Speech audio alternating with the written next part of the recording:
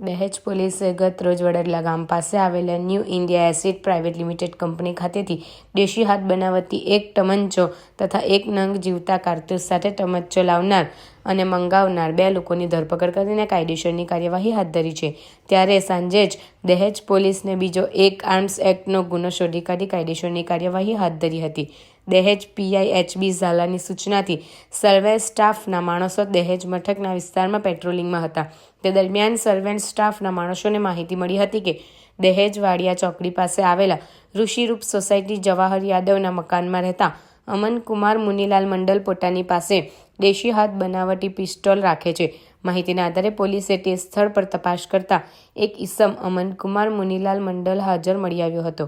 પોલીસે તેની ઝડપી કરતા તેની પાસેથી એક દેશી હાથ બનાવટી પિસ્તોલ તથા 5 જીવતા કારતૂસ મળી આવ્યા હતા. પોલીસે તેના વિરુદ્ધ ધી આર્મ્સ એક્ટ 1960 સહિતની કલમો નોંધી વધુ તપાસ હાથ ધરી છે.